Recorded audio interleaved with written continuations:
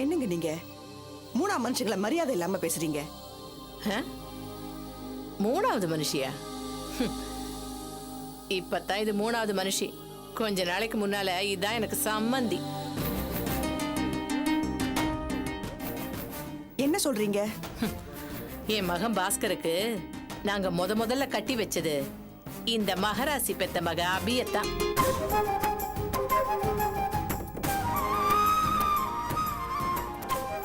அபியா? ஆமா, சும்மா சொல்லக்கூடாது அந்த மகராசி அபிய. என்னைக்கு எங்க வீட்டுல மருமகன்னு காலடி எடுத்து வச்சாலோ அன்னியில இருந்து போச்சுமா எங்க குடும்பத்தோட நிம்மதியே.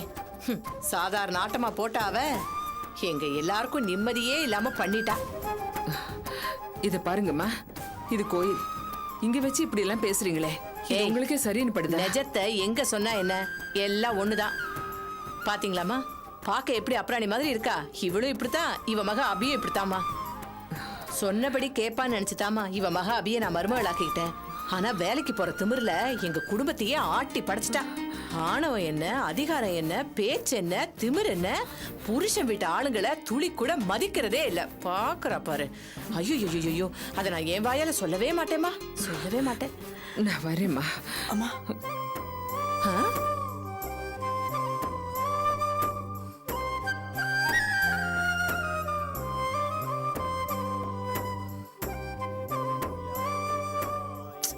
அட போனா போறா விடுங்க. அவளை எதுக்கு பாத்துக்கிட்டு இருக்கீங்க? மகளோட திமிர்ல பாதியாச்சும் இவளுக்கு இருக்கும் இல்ல? சேச்சே, பாவம். அது சரி. ஏமா, நீங்க என்னத்த கண்டீங்க? ஆத்த கண்டீங்களா இல்ல அழகரை கண்டீங்களா? வெளி பேச்ச வச்சு யாரையும் நீங்க எடப்படாதீங்க. உள்ளார ஏகப்பட்ட வஞ்சகம் சூது பிள்ளைங்களெல்லாம் உருப்படாம வளர்த்து வச்சிருக்கா. நாங்க கட்டிட்டு வந்த அபி மட்டும் இல்ல, அவ தங்கச்சிங்க எல்லாருமே அடங்காப்படாதீங்க தான். அட ஆமாமா, ஆனந்தின் இவளோட 2வது மக உலக மகா திமிருக்காரி. அவளை கல்யாணம் முடிக்க வந்தவங்க இவங்க குடும்ப பெருமையை கேட்டு மணவர வரைக்கும் வந்தவங்க கல்யாணமே வேண்டாம் நிறுத்திட்டு ஓடியே போயிட்டாங்க. அப்புறம் 3வது ஒருத்திய பெத்து போட்டிருக்கா இவ. ஐய, சொல்லவே நான் கூசுது. என்ன பண்றது? இருந்தாலும் உங்ககிட்ட சொல்ல வேண்டியிருக்கு. ஒரு ஆட்டோக்காரனை இழுத்துட்டு ஓடி போயிட்டா. சே, அப்படி ஒரு கேவலமான குடும்பம். நாங்க தான் தெரியாம போய் அதுல விழுந்து அசிங்கப்பட்டுட்டோம். இங்க பாருங்கம்மா, பிள்ளைங்களை தப்பு சொல்லி என்ன ஆக போகுது? பெத்தவ இவ ஒழுங்கா இருந்தா தானே.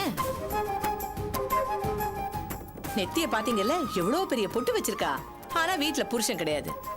புருஷங்கார உயிரோட இருக்கானா இல்லையான்னு யாருக்குமே தெரியாது. ஆனா இவ பூவும் பொட்டுமா மினிக்கிட்டு தெரியறா. எங்கடி உன் புருஷன்னு கேட்டா தெரியலம்பா. ஆனா அவர் பேரை மட்டும் ஈஸ்வரமூர்த்தின்னு ரொம்ப தெளிவா சொல்லுவா.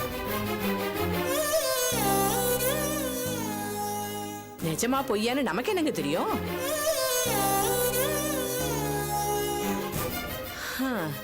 நாங்க சரிவர விசாரிக்காம அந்த அபிய கட்டிக்கிட்டு வேதனைப்பட்டுட்டோம். ஏதோ தோஷம் பிடிச்சு விலகுனாப்ல இப்ப எல்லாமே விலகிடுச்சு. இனியாவது நாங்க நிம்மதியா இருக்கணும்.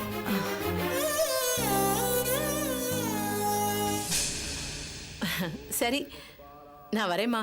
பேசிட்டு இருந்ததுல ரொம்ப நேரம் ஆயிடுச்சு. பாஸ்கர் ரஞ்சினி பேருக்கு அர்ச்சனை பண்ணணும். வரேம்மா.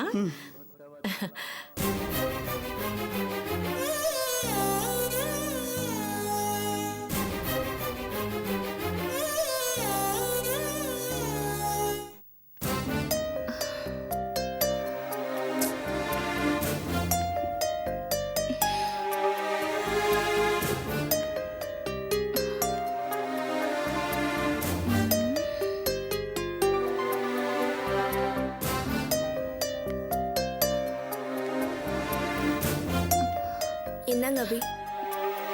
தேங்க்ஸ். என்ன அபி, ரொம்ப அப்செட் ஆன மாதிரி இருக்கீங்க? பின்ன பிரச்சனை மேல பிரச்சனை வந்தா? இப்பதான் ஆபீஸ் போட்டு உட்கார்ந்துருக்கோம், அதுக்குள்ள கட்டடத்தை வாங்கிட்டோம் காலி பண்ணுங்கன்னு சொன்னா மனசுக்கு எவ்வளவு வேதனையா இருக்கு தெரியுமா? உடனே ஆபீஸை காலி பண்றதுன்னா எப்படி? இந்த ஆபீஸ் அட்ரஸ் தானே எல்லாருக்கும் கொடுத்துருக்கோம். அபி, வா உஷா, எங்க போயிருந்த? நான் ஆதித்யா ஆபீஸ்க்கு போயிருந்தேன். ஆதித்யா ஆபீஸ்க்கா? எதுக்கு? மனசு கேட்கல அபி, அதான் நேர்ல போய் பார்த்து அந்த ஆதித்யா கிட்ட பேசிட்டு வரேன். என்ன சொன்னாவன்? அவன் என்னென்னமோ சொன்னான், ஆனா நான் உறுதியா சொல்லிட்டு வந்துட்டேன். அட்லீஸ்ட் ஒரு 1 வீக்காவது டைம் வேணும். அதுக்கு முன்னால ஆஃபீஸை காலி பண்ண முடியாதுன்னு சொல்லிட்டு வந்துட்டேன். எதுக்கு உஷா அங்கெல்லாம் போனேன்? ஹலோ அபி, நான் தொல்காப்பியன் பேசுறேன். எப்படி இருக்கீங்க? ஆ இருக்கோம். அங்க எல்லாரும் நல்லா இருக்காங்களா? எல்லாரும் ஓகே தான். நீங்க எப்படி இருக்கீங்க? ஆ, நான் நல்லா இருக்கேன். ஏன் தொல்காப்பியன், அங்குசாமியை பத்தி ஏதாவது தகவல் தெரிஞ்சுதா? ம், இப்பதான் ஒரு ஃப்ரெண்டை பிடிச்சிருக்கேன். யாரு? அங்குச்சாமியோட ஃப்ரெண்டு தான்.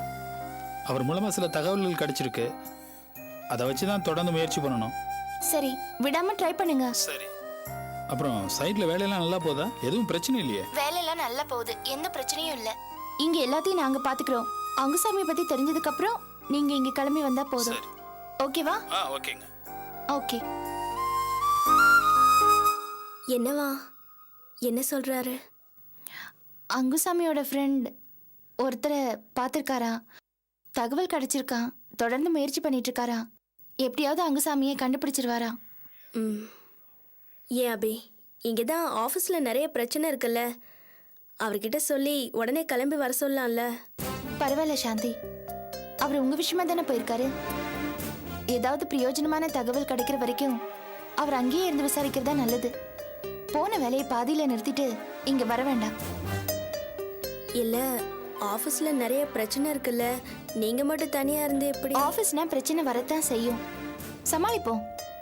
அதான் நாங்கெல்லாம் இருக்கோமே. Hello madam. ஹலோ சார், வாங்க இன்ஜினியர் சார், உட்காருங்க. பரவாயில்ல, இருக்கட்டும் மேடம். சைட்ல எப்படி வேலையெல்லாம் நல்லா போயிட்டு இருக்கா பாத்தீங்களா? அதை சொல்லான் தான் வந்தேன் மேடம். அங்க நிலைமை சரியில்லை மேடம். மேற்கொண்டு 10 லட்சம் ரூபாய் இருந்தாதான் அங்க இருக்கிற சூழ்நிலையை சமாளிச்சு ஒர்க்கை கண்டினியூ பண்ண முடியும் மேடம்.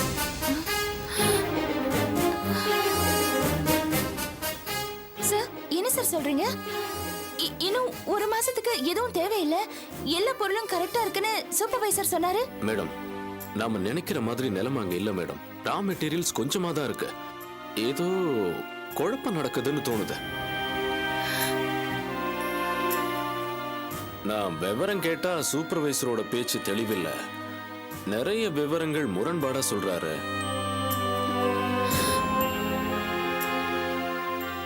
மேடம், சொல்றதுக்கு சங்கடமா இருக்கு. கட்டடம் உங்க கண்ட்ரோல்ல இல்லைன்னு தான் தோணுது. எல்லாமே கையை மீறி போகுது மேடம். மேடம், நீங்க நேர்ல போய் கணக்கு வழக்கெல்லாம் கிளியரா பாத்துருங்க மேடம். ஆனா ஒண்ணு மட்டும் நிச்சயம் மேடம், தொடர்ந்து வேலை நடக்கணும்னா 10 லட்சம் ரூபாய் வேணும் மேடம். ஞாபகம் வச்சுக்கோங்க. மேற்கொண்டு நிலைமை மோசமா போயிடாம ஏதாவது நடவடிக்கை எடுங்க மேடம். என்ன சார், தலையில இடி விழுற மாதிரி ஏதோ சொல்றீங்க? நான் உடனே நேர்ல போய் பாக்குறேன். ஆனா 10 லட்சம் ரூபாய்க்கு நான் எங்க போவேன்? மேடம், ஏதாவது ஏற்பாடு பண்ணுங்க மேடம். வேலையை பாதியிலேயே விட முடியுமா மேடம்? பேங்க்ல ஏதாவது? அதெல்லாம் ஏற்கனவே வாங்கியாச்சு சார். எப்படியாவது ஏற்பாடு பண்ணுங்க மேடம். நான் வரேன் மேடம். வரேன் மேடம். வரேன்.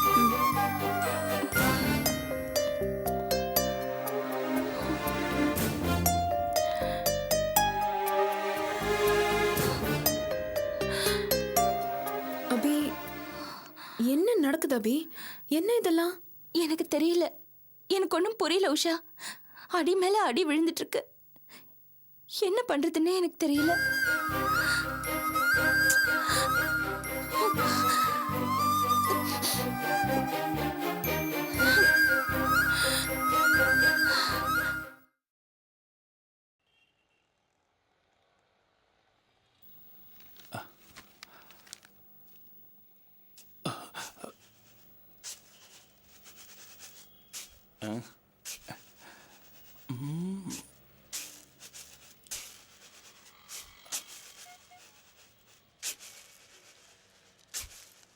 என்ன மாமா, புக்கெல்லாம் படிக்க ஆரம்பிச்சிட்டிங்க?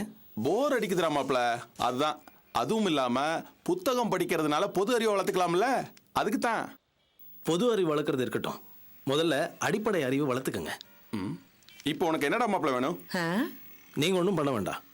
பத்திரிக்கை விசேஷம் இருக்கு, நீங்களும் அக்காவும் கலந்துக்கணும். அப்போதான் எனக்கு மரியாதையாக இருக்கும். அடா போடா மாப்ள, நீ ஒருத்தன் எப்போ பாரு விவரம் இல்லாமல் பேசிக்கிட்டு. நிச்சயதார்த்தத்துக்கு வந்ததுக்கே பெரிய சிக்கலாகி போச்சு. உங்க அக்கா என்ன உண்டு இல்லைன்னு பண்ணிட்டா. நானே வரணும்னு நினைச்சாலும் என்னால வர முடியாதுடா மாப்ள. சாரிடா மாப்ள. அப்படி சொல்லாதீங்க. இந்த வீட்டில் என்னோட முக்கியமான ஆள் நீங்க தான். இத பாருடா பாஸ்கரா, நான் இந்த விளையாட்டுக்கு வரல, என்ன ஆளை விட்டுரு. மாமா சொன்னா புரிஞ்சுக்கடா பாஸ்கரா. நீங்க பண்ற கூத்துக்கு உங்க அக்காவுக்கு உங்க மூஞ்சில முழிக்கவே பிடிக்கலையா? என்ன மாப்பிள்ள நீங்க? அவதான் லூசுன்னு தெரியும்ல. நீங்க தான் கொஞ்சம் விவரமான ஆளு. அப்படியா? பின்ன இல்லையா? ஆ? சரி, அவளை விட ரொம்ப விவரமான ஆளு. ஆ? நீங்க தானே அந்த கழுதைக்கு எடுத்து சொல்லி புரிய வைக்கணும். அதுவும் சரிதான். நம்ம வீட்டு விசேஷத்துக்கு நாமளே வரலன்னு சொன்னா எப்படி? ஆ?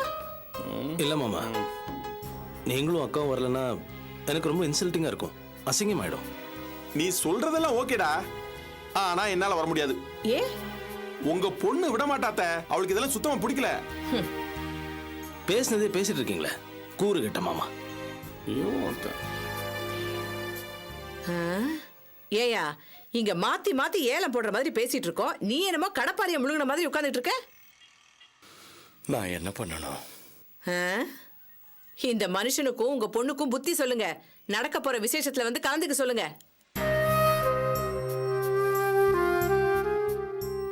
என்னைய வாயை மூடிட்டு கம்முன்னு இருக்க? ஆ? இவன் உன் பையங்கிற ஞாபகம் உனக்கு கொஞ்சமாவது இருக்கா? பெத்த தகப்பங்கிற அக்கறை கொஞ்சம் கூட உனக்கு இல்ல. பாரியா என் பையனை, பாவம், கல்யாணம் முடிக்க போறவன் கொஞ்சம் கூட நிம்மதியா இருக்க விடாம இப்படி ஆளாளுக்கு முறுகிட்டு இருந்தா எப்படி? யோ, நான் ஒன்ன தாயா கேக்குறேன், கொஞ்சம் சொல்லியா? என்ன கேக்குறியா? எதுக்கு என்ன கேக்குற? நீதானே அவனுக்கு அப்ப, நான் ஒன்னதானே கேட்கணும். அடேங்க அப்பா, இந்த வீட்டுல ஒவ்வொன்றும் நடக்குதே, அது என்ன கேட்டுதான் நடக்குதா? என்ன கேட்டுதான் அபிக்கு டைவர்ஸ் நோட்டீஸ் அனுப்பிச்சிங்களா? என்ன கேட்டுதான் பலவிதமா அந்த பொண்ணை அசிங்கப்படுத்துறீங்களா? என்ன கேட்டுதான் காசு வெட்டி போடுறது, செய்வன செய்யறது, இதெல்லாம் பண்ணீங்களா? உங்களுக்கு தேவை இருக்கும் போதெல்லாம் என்ன கேட்கிற மாதிரி நடிக்கிறது, அது உங்களுக்கு பழக்கமாயிடுச்சு. அது உங்க சுயநலம். அதுக்கு நான் பதில் சொல்லணும்ன்ற அவசியம் கிடையாது. நீயும் உன் பிள்ளை செய்யற ஒவ்வொரு அக்கிரமத்துக்கும் நான் சாட்சியா நிக்கணுமா? நிக்க மாட்டேன். அது எனக்கு தேவையில்லை.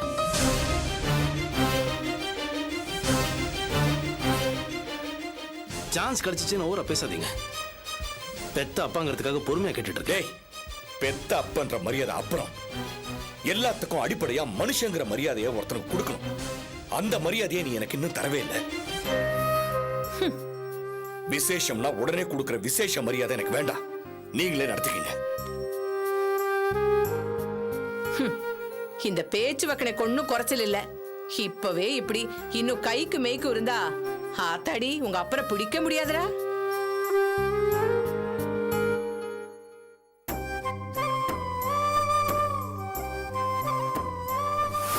எங்கடி உன் புருஷன்னா தெரியலம்பா, ஆனா அவர் பேரை மட்டும் ஈஸ்வரமூர்த்தின்னு ரொம்ப தெளிவா சொல்லுவா.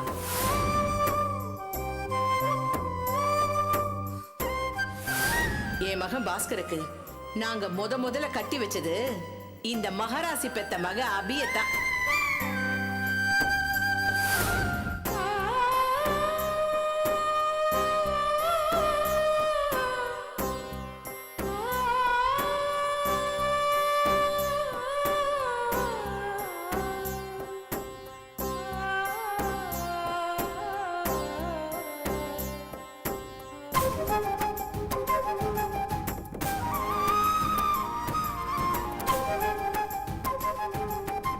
எங்கடி உன் புருஷன்னா தெரியலம்பா, ஆனா அவர் பேரை மட்டும் ஈஸ்வரமூர்த்தின்னு ரொம்ப தெளிவா சொல்லுவா.